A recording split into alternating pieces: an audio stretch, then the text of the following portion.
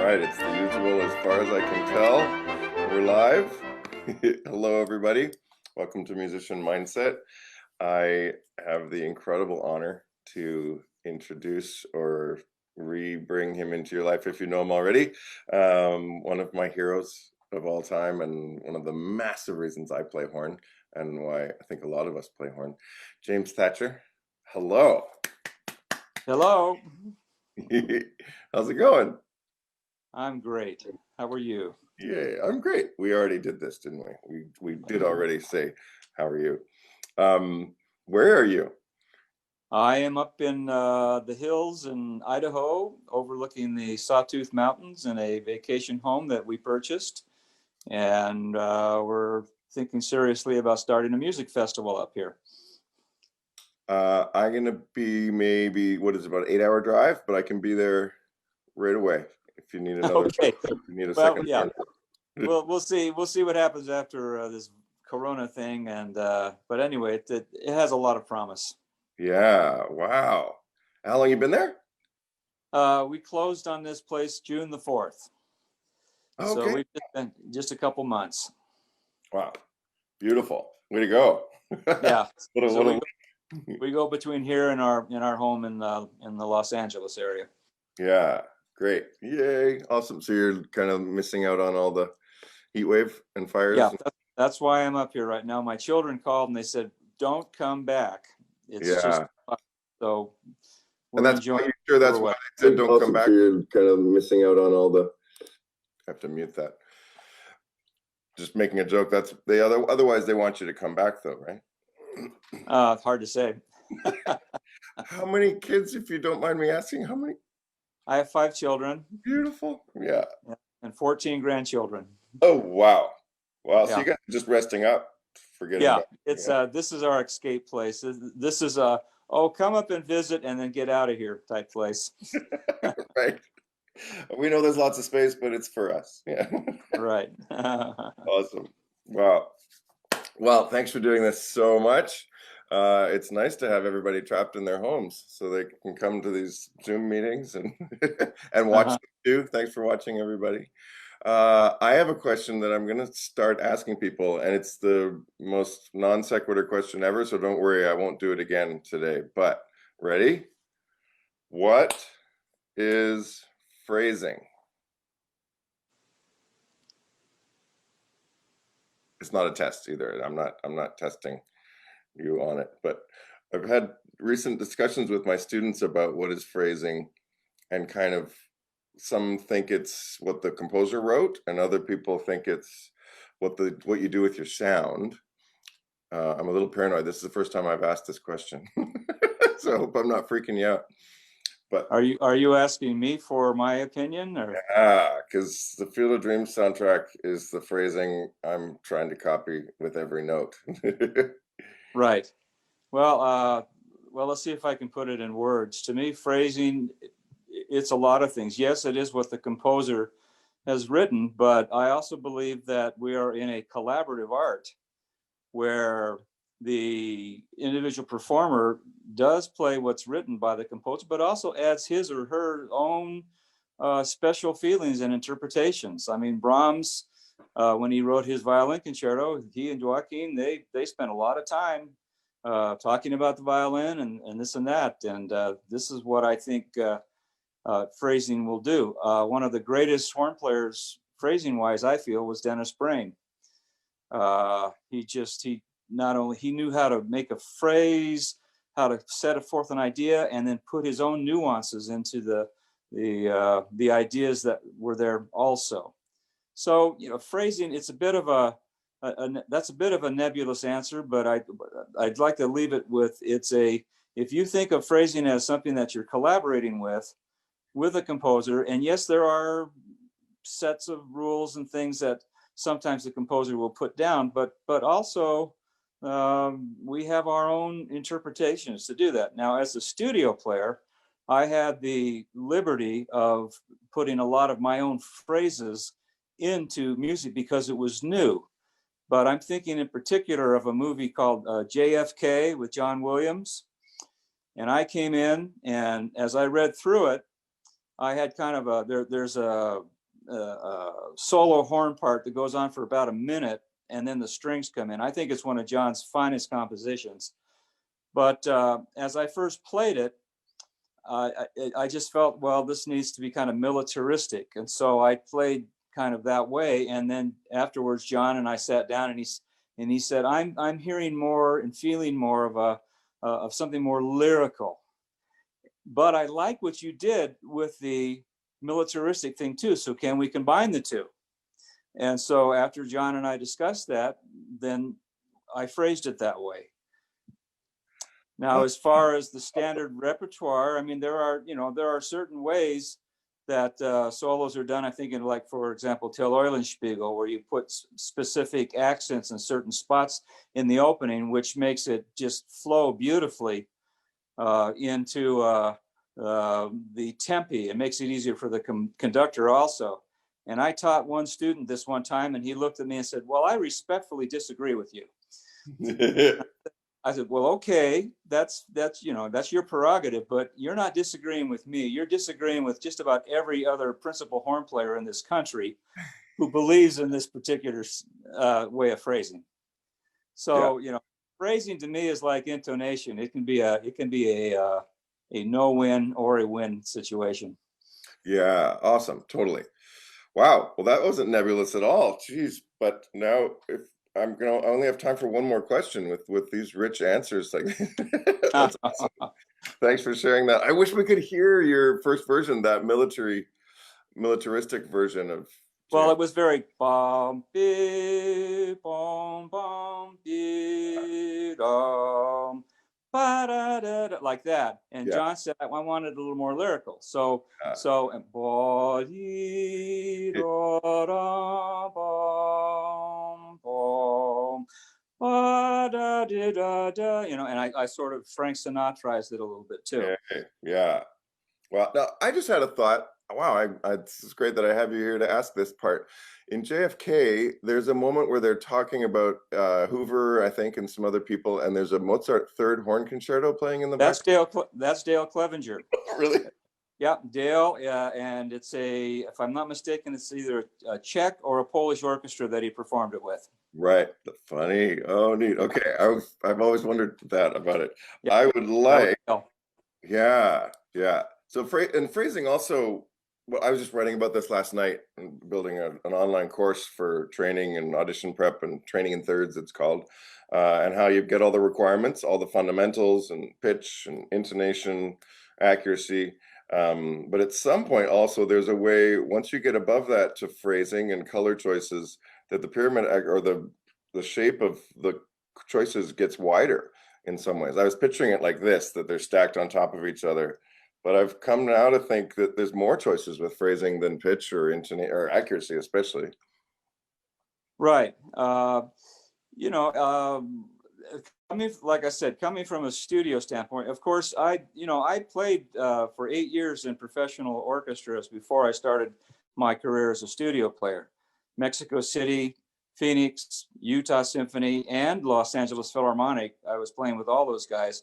And then Vince DeRosa got me into the studios. So, he taught me, I was taught the different ways of interpretation and things like that. But as I got it more into the studios, Vince DeRosa told me once, I never play a solo the same way twice. I will, every time I come, if they want to do another take, I said, I will try to do something a little bit different. So we had that liberty. And I remember once doing the Tchaikovsky fifth horn solo, second movement. And I took some liberties at the beginning. Da, da, da. And that's not what the conductor said. Oh, no, it has to be ba, da, da, da. And I thought, all right, so we right. It's a never ending conversation. Yeah, I remember that's reminding me of Dale saying the rehearsals are for the conductor and the concerts are for us. Boy, isn't that true? Isn't that great? Yeah, because by that time, there's nothing they can do. Yeah. In fact, in Tchaik 5, sometimes if I didn't like the conductor, I'd actually make him wait on that last chord before I'd come in. Awesome. And it's such a great moment. It's just beginning Yeah. of movement of Tchaikovsky 5 for the non-horn players listening. There is a part of just, Another solo I'm thinking about is the coda solo from the first movement of the Brahms Second Symphony. You know, da dee da da da da, and there's a spot there where it says stringendo in that solo, and I found that if you look at the conductor and try to play the stringendo, everything falls apart. So what I do in that solo, I purposely look down and do not look at the conductor, but I play the stringendo, which means the conductor has to follow me. nice. And generally, that way he keeps the orchestra together too. And then at the end of that, by that time, I'm looking right at the conductor, lovingly, pretending like, I'm his slave. I will do anything he wants. After I ignored him during the stringendo. You're right. And helped him or her get there. It does help, yeah. There are times you have to know that collaborative issue of where you need to take things over sometimes, and the conductor's actually happy that you did that. Exactly. Yeah, that's the horn roll. Can I please? I have a recording of the Field of Dreams opening. Can I play this for everyone? Oh really, boy! Just to listen to this is why I got back to playing horn, was hearing this, and it's one of my favorite movies, of course, through all. Mine too. Yeah. Okay. Let's see if Jeff can run the technology. Okay. Got this. Share computer sound. Here we go. Florida, companies.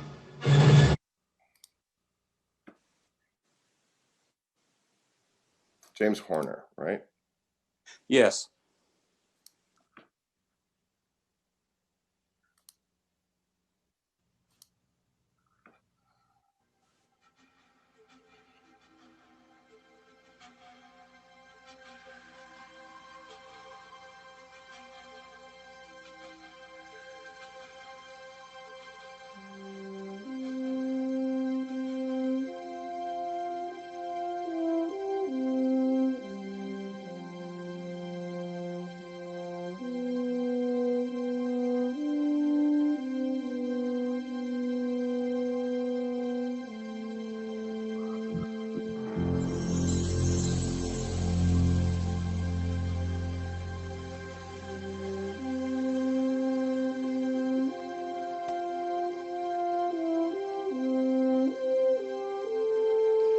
Now, unfortunately, that video stops there. I was almost not gonna play it because it's my body poppy. Is Right. my favorite note on the planet. It's just Ah, Well, we thank you did for that. Oh. That particular recording was done in a room that was 10 by 10, and it was just me and the synthesizer. And back in those days, the synth was not as sophisticated as it is now. And if you listen carefully, the pitch of the synth, which was a concert C, was oscillating, was going flat and sharp, and just the way the synth was. So I had to ignore the synth a lot while I played that. Yeah. Wow. So now, did you something like that? And do you know how many movies you did with James Horner?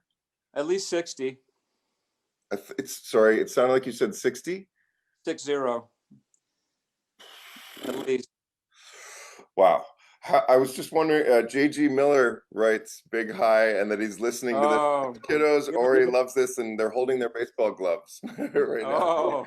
Wish I were there with them. Yeah, me too. Hey, JG.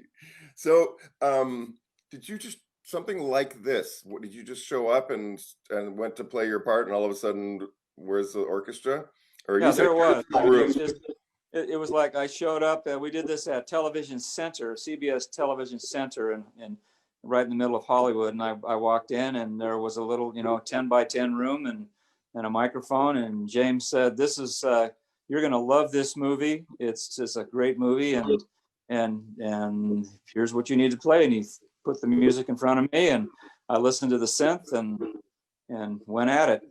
Wow! Thank you. Amazing. And the end credits, and then that whole soundtrack too is incredible.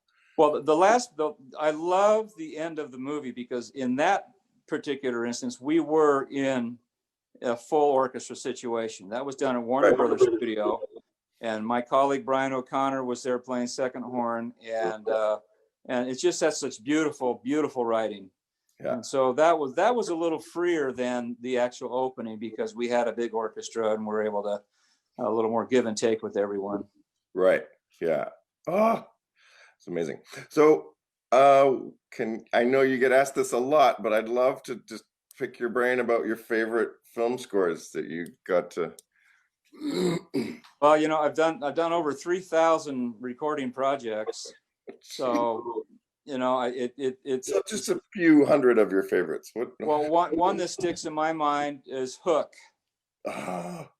John Wayne? A magnificent score, wonderful writing, and the flute work at the end, kind of a Daphnis and Chloe type of approach, was done by Luis Tutulio, just magnificently. And it was so disappointing for me to go and see the movie. I mean, it was a good movie, but we're pouring our souls out in this great music that John wrote, and it's about swords and beating up guys and Robin Williams getting sniffed out by flowers and stuff like that.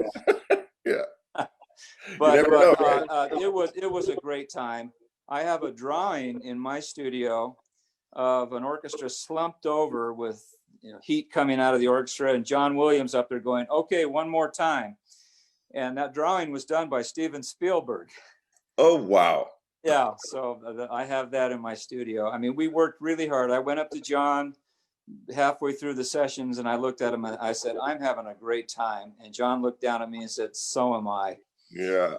It was that, but there's so many great films. I just, but Hook does stay, that sticks in my mind quite a bit. And then I'll hear something else and I'll go, oh, a lesser known film called Wind Talkers was done with James Horner. That was about Navajo Indians who fought in World War II and communicated in a way that the enemy could not understand them.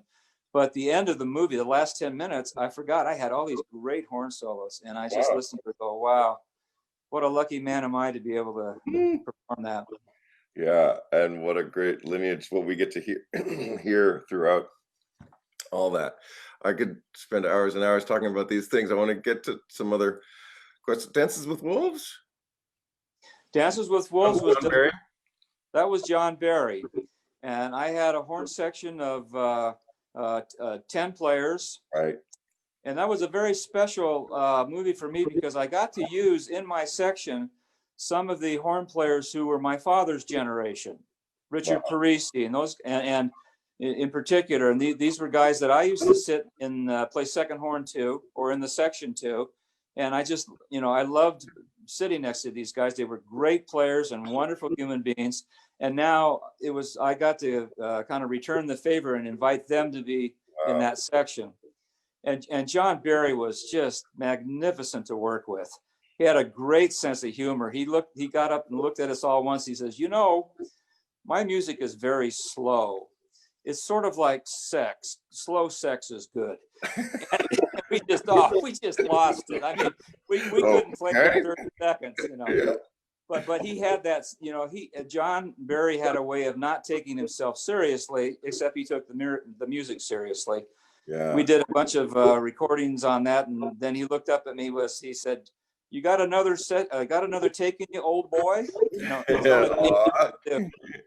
But the other thing about that film was Kevin Costner got up and stood in front of us and went on about all the struggles he had with this movie because the other producer did not want subtitles with the Indians. They wanted him to talk, like the pidgin English, how a white man talks, that kind of stuff. But Costner said, I fought and finally convinced them to use Indian language with subtitles. Yeah. And then he said, and then now here I am watching and listening to this music. And then he broke down and started to cry. Woo! Yeah. It was amazing. He directed that too, right? Didn't he? Yeah. Yes, he did. Wow. Holy. Amazing. There's a music in there that is something about the buffaloes roaming, whatever. And when I heard how many horns, and it's just like bumpy, right? Right. That's all it is. I was so proud of that section because the guys played so beautifully in tune. It was just really great. It's just That was 10 French horns, 10 French horn players. amazing. Yeah, that's one of my favorite moments in film music. Just whew. Wow. So what do you think about the impact that film music has on audiences? What I know you've, like, as far as the person creating that and choosing the phrasing ideas, where do you go with your mind? Well, I think that obviously film has a great impact on the audiences. Actually, some of the greatest music I've ever been associated with in films, with John Williams, James Newton Howard, and many others, is music that no one even remembers. Most of the episodic stuff. There's a movie we did called Sleepers.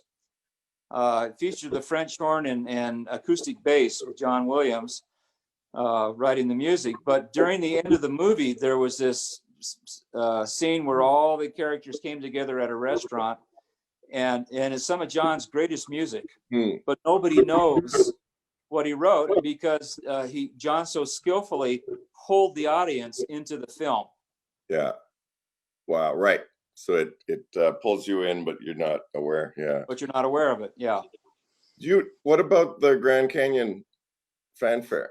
That was with James Newton Howard. Yeah. And he's a wonderful man. He's a very close friend of mine. We played golf together, and I love him like a brother. But that was one of his first films. And at the end of the movie, he wrote this big brass fanfare that we played while this camera is going through the Grand Canyon. It was a lot of fun. And it's just this horn chord that just goes boom, boom, boom, like just immediate. And people for years and years had not heard it. I remember I had to carry it with me everywhere to show people. It's amazing. Well, James is he was Elton John's pianist, maybe conductor too, and then he got into film music. And I watched this man progress as a composer. He took it so seriously. Alan Silvestri is another one. These guys, once they got an opportunity to be asked to write films, they took it very seriously, and they became great composers. There's one film that I like of James called A Perfect Murder, just for the opening credits. It's so beautiful the way he harmonizes things. Wow. You're talking about James Newton Howard? Yes. Yeah, he did one of my favorite movies as well, Instinct. Are you on that? Instinct. Yeah, probably. Yeah, right. Yeah, no kidding. Yeah. Who was in it? Anthony Hopkins, Cuba Gooding Jr. And it was billed wrongly as a thriller, and it's not. It's this social commentary about the givers and the takers, and whew. Yes. I think we did that. He may have done that in England, but I don't remember. Okay, that amazing horn solo when he's going back up into the wilderness. Anyway, that's yeah. I want to share too, for me and for our listeners too, a moment where I was at school at McGill University, and actually, are you on Patch Adams?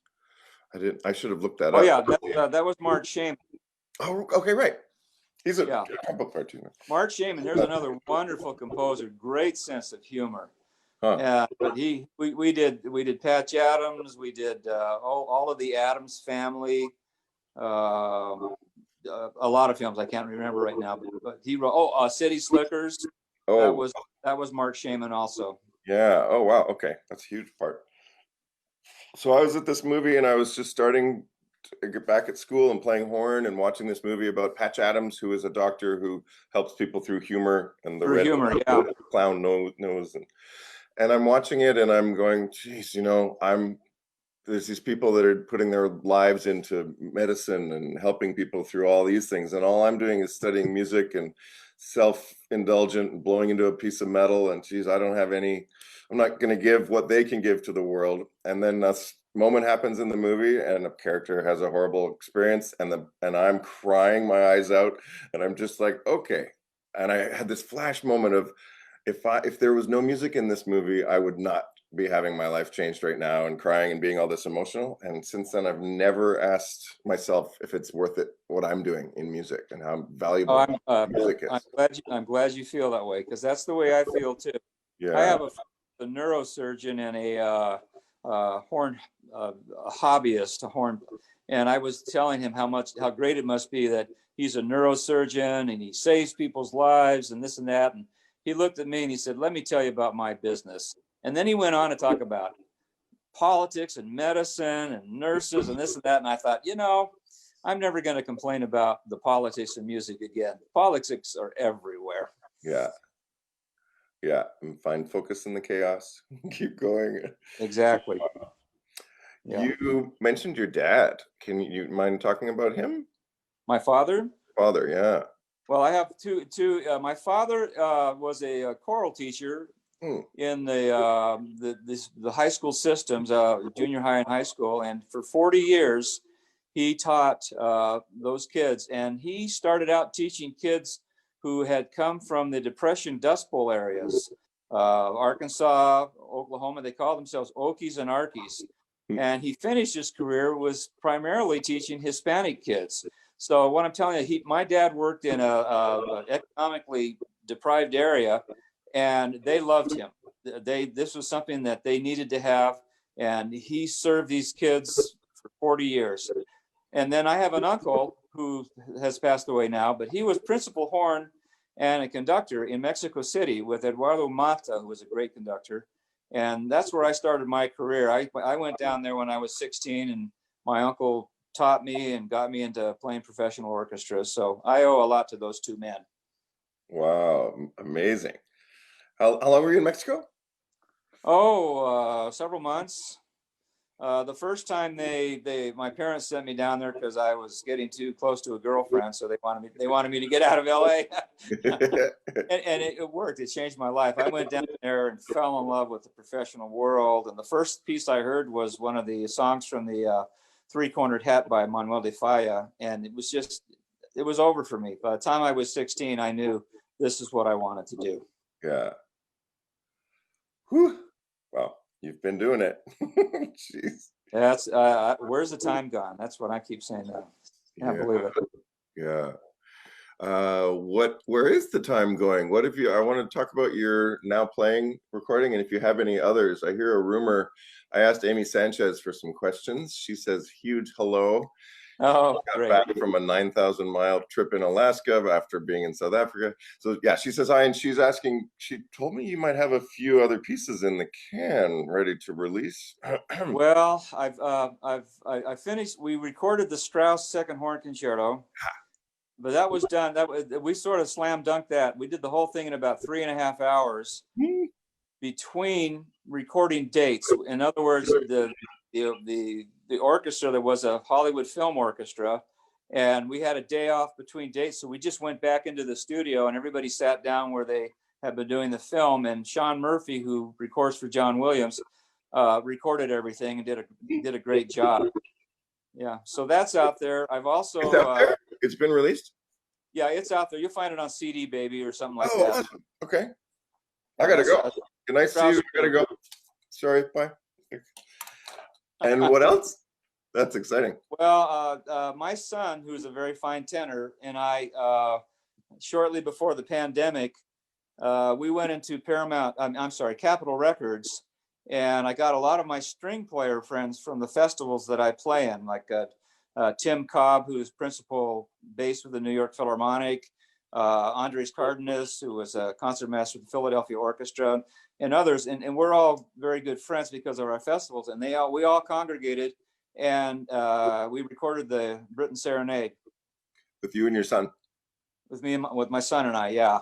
Beautiful. So that's there are things that are coming down the pike. Yay. Okay, is that one available as well? No, that one hasn't come out yet. I'm still deciding if it's good enough. Of course, then I recorded Strauss 1 with the Vienna Chamber Orchestra, and I wasn't happy with what I did. and then somebody else listened to it and they said, "What are you talking about?"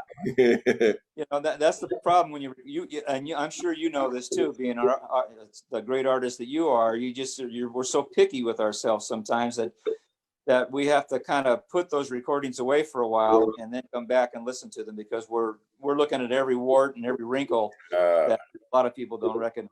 Well, I highly agree and recommend that you have other people listen to it. So if you could send me the Britain, I can definitely give you an objective opinion whether to release it. I will do that. Thank you for that offer. Wow.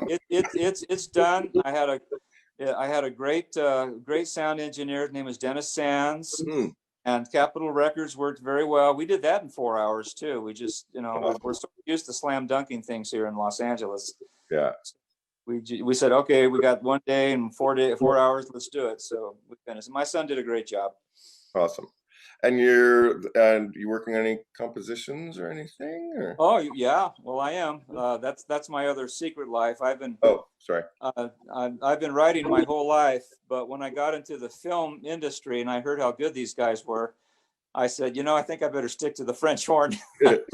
But I still love doing it. Yeah, I've got piano pieces and a couple of symphonies, and I composed a piece for the Pasadena. I think he was going to say Pasadena Symphony, though. Then some magic happened. Oh, Jeff, are you still there? Sorry, yeah. Somebody called me. Oh, cool. I was gonna. So anyway, improvise. I recorded something for the Pasadena Symphony that I wrote, a Christmas piece, and that went very well. So we'll see where that goes. Great. Can we hear that anywhere online? I don't know. They may have recorded it. I'll have to go back. It was about a 6-minute piece, but I was happy with it. Yay. Awesome. And do we have ways of hearing any of your other compositions? Are they on your website or anything? No, I'm at the point now where I just gotta, I write it and I go, boy, that sucks. And so I just put it away. So now I'm, with this pandemic, I'm coming back to a lot of piano pieces. I played quite a bit of piano before I heard some great pianists and decided that I better stick with the French horn there too. But yeah, so I'm working on stuff. I'll let you know. Great. Awesome. Yeah. Thanks for doing that. It's amazing. I want to recall, do you remember how we met? I remember we met, wasn't it down? Well, the first time I saw you was when you played for the Canadian Brass. Right. And did we meet at intermission or something? Or yes. Yeah. You had to go. I was so blown away with how beautifully you played, and then here you're coming up being nice to me. I'm going, wow, who is this guy? I'm just copying you. Whew. But that story I want to tell just again to inspire people to do this, because I was telling someone recently this story, and anyway, I got to LA. Canadian Brass was playing the opening of the Disney Hall that year, part of that series for the year of the opening, and I had heard your name and had been revering you, and I thought, all right, let's do it. And I opened up the phone book and I started calling James Thatcher's. Oh. and the third one, your wife answered and she said, no. I said, I'm sorry. Is James Thatcher there? Is he a horn player? Or she said, he's not here right now. He's at a session.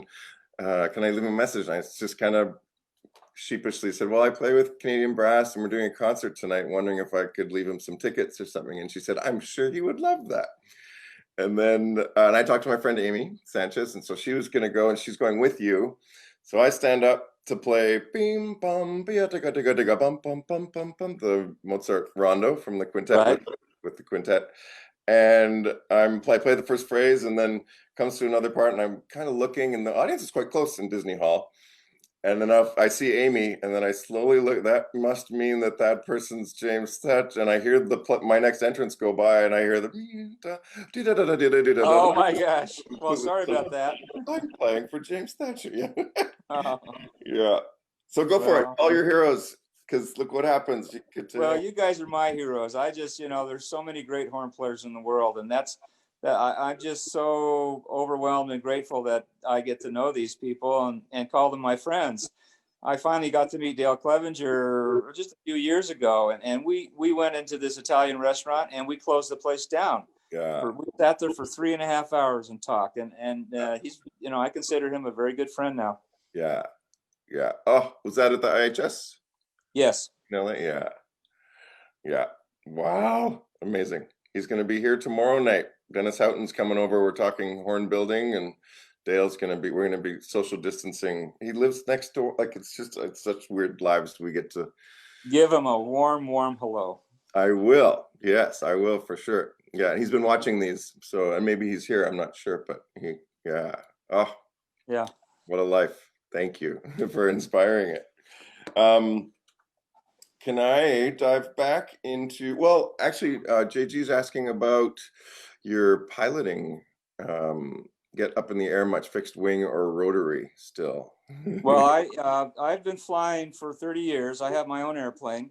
It's a Beechcraft Bonanza. I have over 3,200 hours in it. Wow. And then I have about 20 hours in a helicopter. Oh, wow. Helicopter is the ultimate video game. You get back in your airplane, you feel like you're in your living room. Wow. So yeah, it's a joy in my life. I love flying. Wow, amazing. So what are you doing with a helicopter? Just flying it? Oh, I was learning how to fly. Actually, my helicopter instructor is one of the most gifted composers I know. His name is Randy Waldman. And Randy's got several CDs out. He does legit jazz, you name it, he does it. And he also did a lot of the arrangements for Barbra Streisand when she goes on tour. He's that good. Yeah. But he loves flying too, and he became a helicopter instructor. So we have a lot of wonderful experiences flying the helicopter, and I have great experiences playing horn for him on his sessions. Wow, beautiful. So do you now with your plane, how far do you take it to where you are now? Yeah, I flew up here nonstop. I did some guest solo work, principal horn work years ago with the Cincinnati Symphony, and I flew my plane all the way to Cincinnati, an 11-hour flight. Whoa. Wow. Yeah. And I guess with COVID, that's a good thing to be able to have your own plane.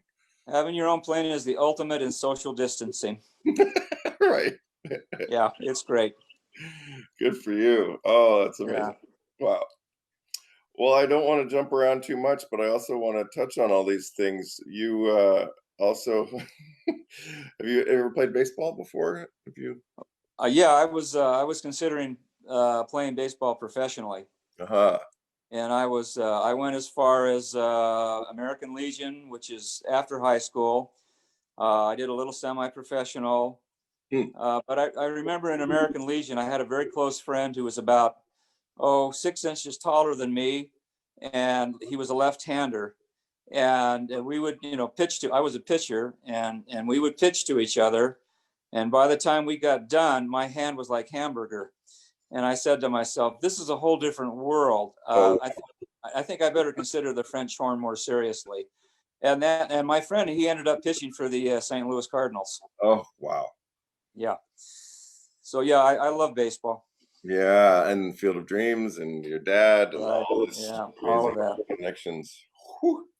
Amazing. Yeah, I played a lot of catch with my dad on the farm, on the big farm. Oh, what position did you play? Yeah. Well, we just played catch. I pitched as well. Oh, cool. But yeah, I was doing horn and stuck between and volleyball, basketball. Yeah, I did. And badminton, actually, that's another.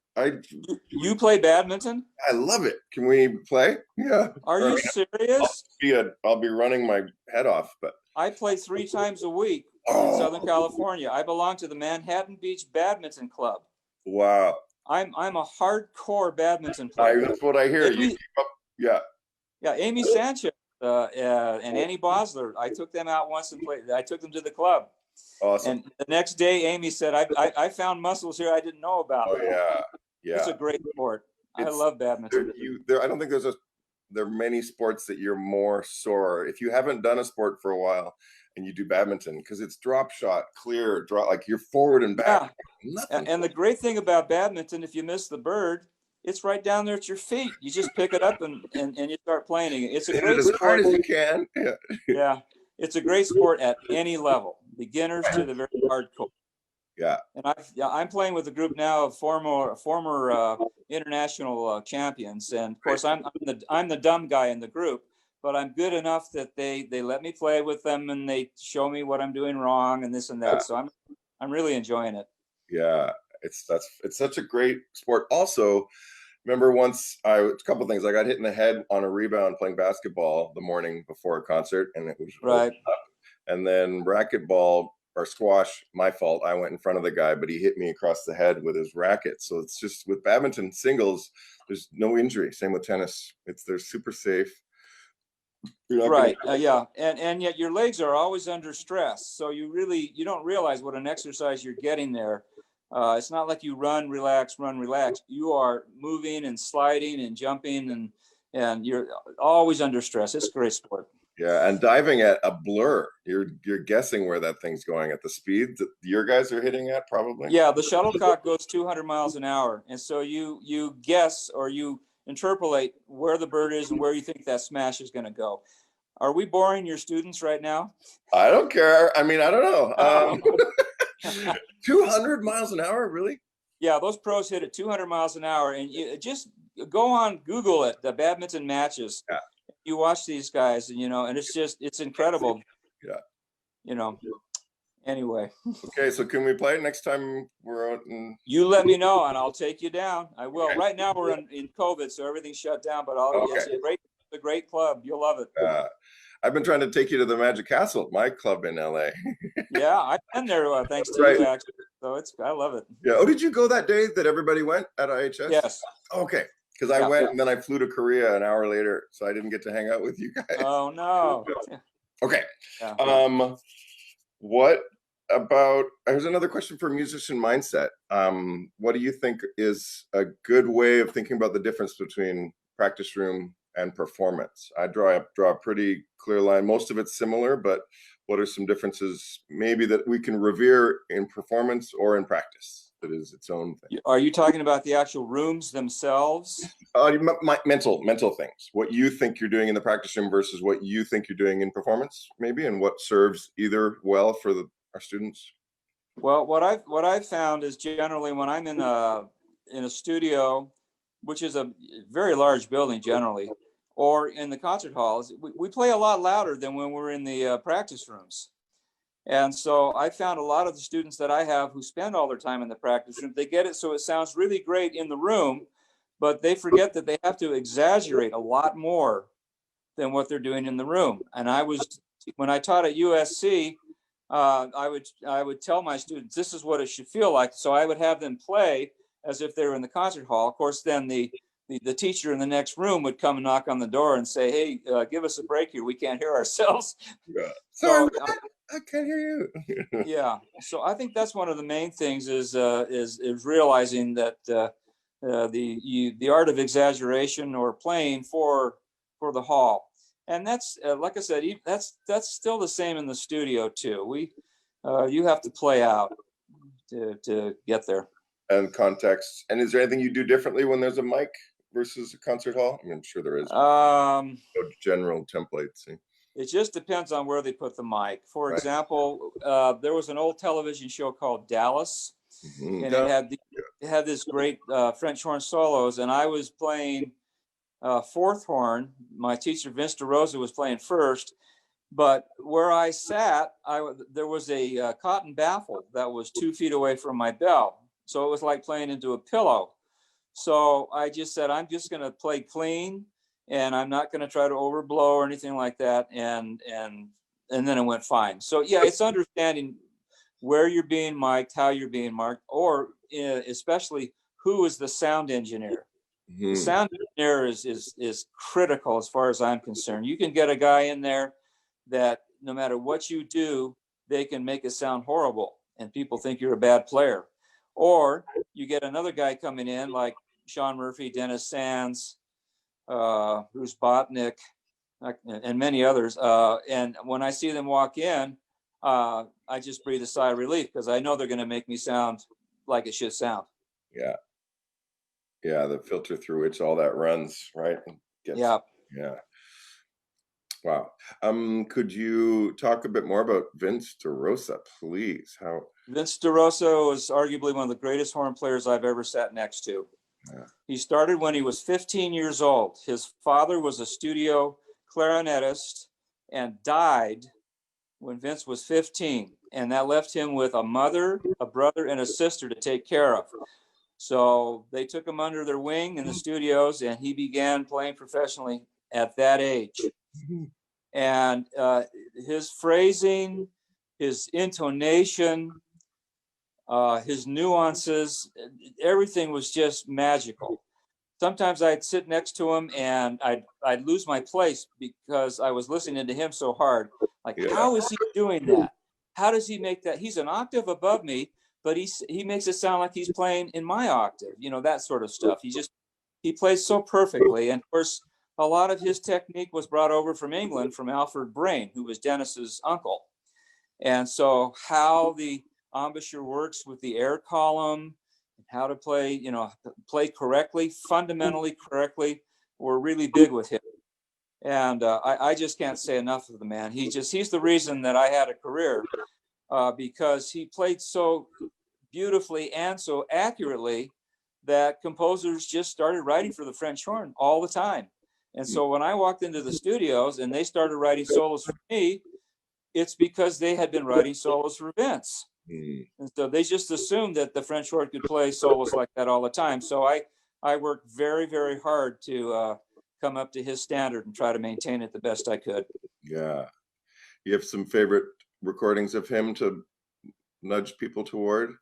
Let me tell you a couple. One is called Testament. And it was one of the last films he did with James Horner. It was about, one of these end of the world things. And that was really beautiful.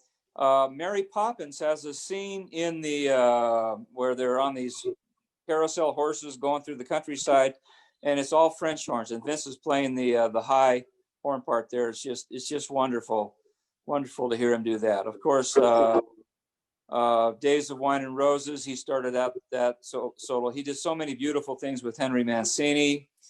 And when we did the John Barry film Out of Africa, that was he was playing first horn on that at the time. I could go on and on about all the beautiful things that he did. There's another horn player I'd like to briefly mention. His name was Jack Cave. Jack Cave was Bruno Janicki's nephew. Bruno Janicki played principal horn with the New York Symphony, and Jack became principal horn with the MGM Symphony when he was 19 years old and kept that job until he was 60. Wow. And one of my favorite Jack Cave moments is a film called Bad Day at Black Rock, starring Spencer Tracy, mid-1950s, and the music was written by Andre Previn. And I believe Jack did all the horn work on that because it was an MGM movie, and it's some spectacular horn playing. Wow. Of course, then there's How the West Was Won. How the West Was Won was an MGM film, but Alfred Newman was the composer, and of course Vince was Alfred's principal horn at Fox, and Newman said, well, I want Vince to come over and play first horn. And Jack Cave, who was a great French horn player at MGM, said, that's fine, bring him over. And so he and Vince played first horn on How the West Was Won. It's just, and they were great colleagues and great players. The interesting thing is that Vince, who started out on a Schmidt horn, went to a Con 8D because he wanted it to open up more quickly to closed mics. Jack played his entire career on a single B-flat Alexander. So, but when Vince and Jack played together, Vince with the 8D and Jack with the Alex, it sounded like one horn. They were that, great musicians, great intonation, great blending. Wow. Beautiful. That's fantastic. Yes, we could go on forever and ever and ever about all these things. There's, with COVID going on and projects and things, do you have any students now? Any students you're working full-time with? No, not really. I'm just sort of out here, people can call me and come in. I mean, I did a lot of my teaching at USC and others. Many of the horn players in in the studios when we had studio work who are playing now were my students. And so I continually hear how great the horn sections sound. And I said, well, that's great because I taught them. Yeah, yeah, I'm happy exactly. with The lineage that. continues for sure. What Yeah. would you say to all the horn hopefuls now, where to put their time? Decide that you're going to be the best horn player who ever lived. You're going to be as good as Radovan Vlahovic, Dale Clevenger, Dennis Brain, and you may not get there, but you never know. You might be equally as good as those guys, but in a different way. The beautiful thing about great horn players is they all bring something very unique to the instrument and to music making. And so don't say, oh, I'll never do that. I mean, if I'd hear Radovan play or Bill Vermeulen play his double high B flats, and I go, well, I don't really need to do that, but wow, isn't that neat?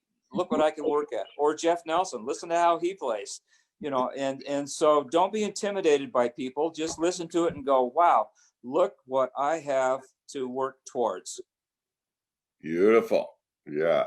It's either success or a lesson. And it's goals. Yeah. Setting goals. Yeah. Yeah. What's your day like? What are you doing with each day? Are you playing horn every day still? Well, right. Well, I had a tooth root removed back from my upper right. And I'm just starting to play again and getting back on that. I'm, playing piano, working on my compositions. I have an 1.5 acre lawn here that I'm working to make sure it stays nice and green and enjoying the lifestyle up here. So it's all good. Yeah. What do you mind talking about what your mental routine is for how do you approach being ready for a session or being in shape? How much time do you spend playing around?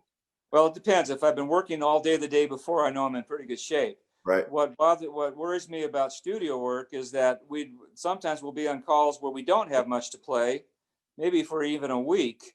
And by the end of the day, you literally feel your lips out of shape. And that worries me because it's like, okay, I'm tired. I've been here all day, but I still got to practice tonight because I don't know what the next day is going to bring. Of course, I've always kept my hand in live orchestra work because that's where I started. So I played with the Pacific Symphony, Pasadena, New West Symphony, and these are all orchestras that go at night. So a lot of times I might work all day with Horner and then have Ein Heldenleben that night, and I knew I wasn't going to have to worry about being in shape. Right. And you'd fly there? Depends on how far it was. Yeah, I would fly. Yeah. Wow. Amazing. Thanks for all this time. I want to look like were you going to say something? Me? No. In fact, I have to sign some documents right now. Somebody's coming up to the house. I wish I could stay with you longer. Okay. This is amazing. Thanks for sharing so much. We're going to have you back and talk. Oh, I'll look forward to it. Thank you for calling. Yeah. Yeah. Wow. Thanks for sharing and for everything you've done. I have one more question. I was trying to remember who played the opening few notes of Little House on the Prairie. Vince. That is Vince. Okay. I thought so. That's Vince DeRosa. There's so many things he did. Listen to his work on Jaws. It's just wonderful horn playing. And you're on that, right? No, that was before my time. Oh, okay. I thought I saw that on your long list. I have a feeling some people put something in my list there, and I've just been too busy to look at it. So, right. Yeah, no, I am not on Jaws. Okay. Yeah. I was checking another film last night, Silverado. I was on Silverado. And Richard Parisi was the principal horn on Silverado. Right. Yeah. Great horn player. Great horn player and a great friend of mine. We did a lot of television shows together. I'd play second horn to him. And those were the happy days for me in the studios when I was actually playing in the section with those guys. Yeah. They were all my father's age and they treated me like I was their son. Right. I was very happy. Yeah. Beautiful. Wow. And it just took me, I was like scrolling through pages and pages of soundtracks to get to that Silverado to see 1986. But anyway, okay, well, this is my bad way of letting you go. I was trying to keep you on for longer. I wish I could stay. Yeah, thank you so much, man. And all the best to you. Stay healthy, keep flying. All right. We'll see you soon. Let's go hit that shuttlecock. Oh, yeah. Yes. Awesome. Great. Okay. All Thanks, right. everybody. Thanks for tuning in. See you next week. Bye-bye. Bye, James.